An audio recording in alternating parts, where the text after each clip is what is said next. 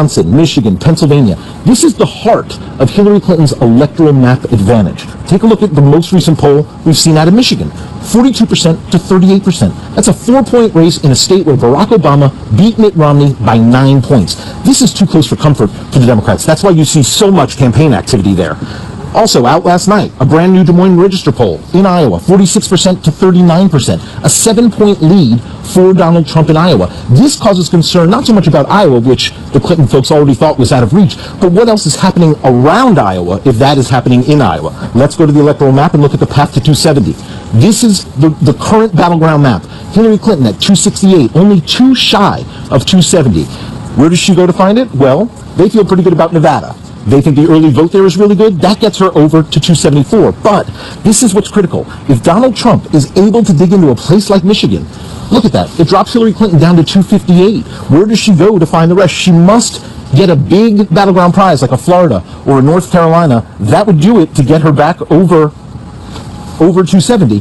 But that is going to require some work. That is why you see Barack Obama, Hillary Clinton, Bill Clinton heading to Michigan in the final days. They need to keep fortifying that blue wall. Jake? So just how worried should Democrats be? With me here, our panel, CNN Chief Political Correspondent Dana Bash, RNC Communications Director and Chief Strategist Sean Spicer, former Democratic Governor of Michigan Jennifer Granholm, CNN political commentators Van Jones and Alice Stewart, and we're going to bring back CNN Political Director David Chalian. Governor, I'm starting with you. What's going on in Michigan? Is Hillary Clinton going to be able to pull it out? It sounds like it's really tight. Barack Obama's going there, so obviously they're nervous. I know, it's awesome. It's awesome. I mean, usually Michigan is like, you know, it's totally great. Everybody on the ground is so awesome excited. That the president has to be deployed to Michigan. No, I agree. It's awesome. We love all of the attention. We really do. But here's what I would say is that a lot of what has not been covered is that Michigan has early absentee voting. And in that early absentee vote, Democrats have banked 50,000 absentee votes, meaning they're over what the Republicans have. In fact, the number of absentee votes that we are seeing right now is well over what it was in 2012 for Democrats. So we're feeling good about that bank. And we also know that, you know, Election Day is going to be key. So I would say one other thing that I think is important to realize. Michigan's demographics are very interesting because you do have a large Arab American population and you do have a significant Latino population as well. So when you combine African American, Latino, Arab American, and women and millennials, the millennial vote for the even in early is up. We're encouraged. Well, Sean, I wouldn't want to put my money in that bank. Well, let me tell you what's going on here. Right now, man. Right now. Governor, since 1988, a Republican hasn't carried Michigan. The idea that you're deploying the President of the United States 48 hours from an election to go to Michigan says that blue wall has cracked big time. Iowa hasn't been carried, was carried twice by Obama, 7-point lead according to the Des Moines Register. But state Trump after is state. not ahead in Michigan. Trump has not been ahead in Michigan. Why think you're wasting the President of the United States' time then? Tell him to go somewhere else. Dana, why is the President going to Michigan? Because Democrats in Michigan who are not on television when they don't have to be, with all due respect, to be very positive are saying, and I talked to some yesterday, that they're very worried. Because it is narrow and they don't want to take any chances. Well, that's for sure. You don't want to take any chances. Speaking of awesome, to the governor's point, what's really awesome is 2 weeks ago, Hillary Clinton was leading in Michigan by 13 points. Slowly, it's gone from 8 to 6 to 5. Now she's only 4 points ahead in a state where Democrats have won that since 1988. And speaking of on the air, Hillary's putting $2 million on the air in Michigan. And that, in addition to President Obama being there, they're worried. What's going on? Beds are damp. Democrats are wetting their beds. In general. Hey, that's a 4-point lead. That's within the margin of error. That's scary for Democrats. Absolutely, and I'll tell you why. There is a crack in the blue wall, and it has to do with trade.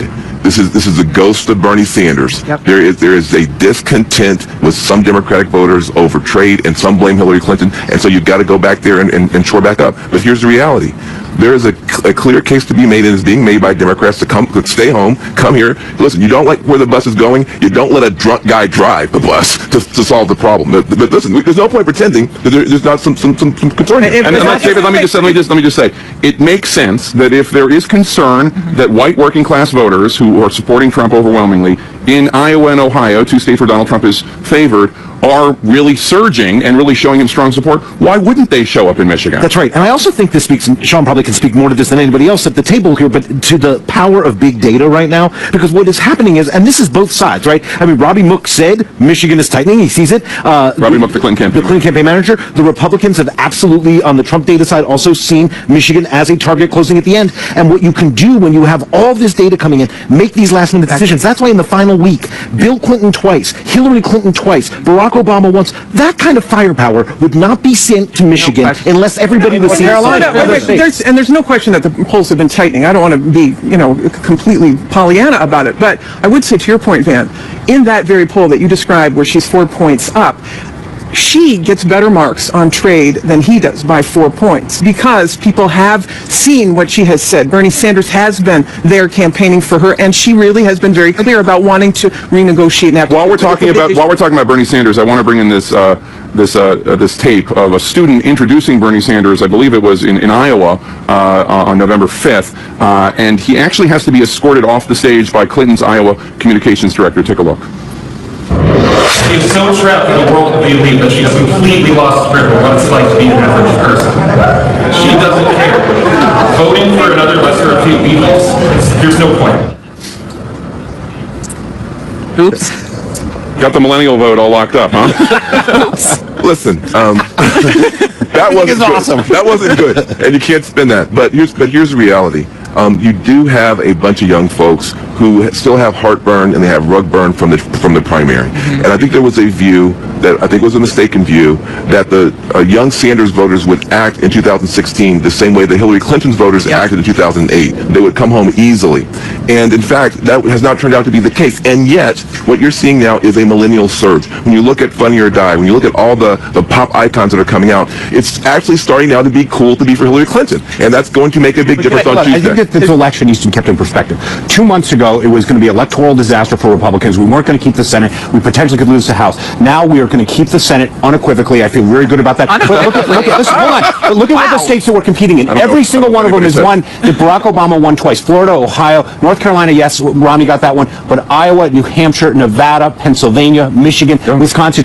We have opened and widened this map like never before. So it's not just Michigan, it's North Carolina, and it's where they're putting their time and their money. They recognize that we have widened the map. They are on defense. Robbie Mook should put the fireworks away because I think it's going to be a late night, and I think that the momentum in every single one of those states, bar none, is with Donald Trump and the Republicans. First of all, the Senate, that was a pretty bold prediction. We'll see if that happens. But 24, 36. I wouldn't say it's equivocal. Let's just say it's an equivocal. This is what I want to say, though, on your point.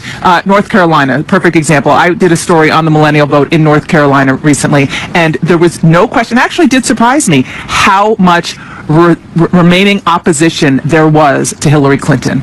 And it was actually, frankly, people repeating back words of Bernie Sanders saying, when people tell you how to vote, don't listen to them. And I said, but it's Bernie Sanders now telling you that. It doesn't matter. So it is residual. And I do think it's kind of, as we get in these final hours, the fact that Donald Trump's base is coming home and his people are coming home and Hillary Clinton's having more. Let me ask you a quick, Van, before you say that. President Obama was in Fayetteville, North Carolina. There was a nice moment where there was a pro-Trump supporter and he shouted down the crowds, listen to this man, respect this man, he's allowed to do it. But there's also a frustration you can hear in President Obama's voice in the crowd not listening to him. Take a look. Hey, everybody, hey, listen up. Hey, I told you to be focused, and you're not focused right now. Listen to what I'm saying. He's not just talking about that protester there, is he, Van? He's not, but let me just say 2 things about that. That was so amazing. First of all, he's not running. I'm just saying, there's something beautiful about that. He was yelling because he wanted the protester, the dissenter, to be respected. Right. Not punched, not drug out of here on a stretcher. And so I think that's very, very important. The other thing is, can you imagine what would have happened if that crowd had gotten out of control? With the President of the United States standing right there if something bad had happened. And so there's a desperation there, I think, also to make sure that nothing bad happened on his watch. I think with regard to that, I think the way he handled that was very respectful, pointing out the fact this was an elderly man, he was a veteran, and we need to show respect. I thought that was very good. But clearly he's frustrated with the fact he doesn't have control. And in addition to that, this week, many of the speeches and interviews he's been giving is reminding folks, millennials and all, if you vote for Donald Trump, you're basically handing away my legacy. Everything that I have accomplished and done as president president, he has vowed to take away. So he is not really being able to promote and tout Hillary's favorables, but tout and criticize Donald Trump because he is going to lose his legacy. And that's really his message. There is frustration among Democrats, and it seems from President Obama that African-American turnout is not where it was for him in 2012 and 2008, that it's lagging. Surprise! I mean, to Van's point, I don't think the Clinton campaign was ever counting on African-American turnout to be at the levels it was for the first African-American president. And in fact, I think what you're seeing is, I think we need to see what happens on Tuesday. The Latino vote may end up being a critical part of the storyline on Tuesday night. If it really does increase as it's over, Latinos make up a much bigger share of the pie than they did 4 years ago, and it's one of Hillary Clinton's strongest groups in that Obama coalition. That may make up for a dip in the African-American vote. So I just want to come back at you on the lack of enthusiasm. Just take two states. I mean, North Carolina, you all have been reporting that the African-American vote was down. Why was it down initially? It was because of voter suppression, that they closed down 17 counties, closed down sites, shortened hours. There was this purging of largely African-American votes. Now, though, over the weekend, they have seen an incredible spike. And so in 2012, Barack Obama got 23% of the African-American early vote. And here, now, it's 20, this is before all of the numbers are in from yesterday, it's 22.3% in North Carolina. In Florida, the numbers are up. You guys have been reporting that the numbers were down since 2008, but since 2012, the African-American numbers are up 22%. So you brought up. So I'm just saying, and Latino, let me just finish my point on the Latino vote in Florida up 120%. So bottom line is that new America is really showing up for Hillary Clinton. Sean, unfortunately, I'm so sorry. Governor, mission accomplished for the governor. Who will win the White House based on who wins the World Series? What the Cubs win might mean for election night. That's next. Go Cubs, go! State of the Union is brought to you by the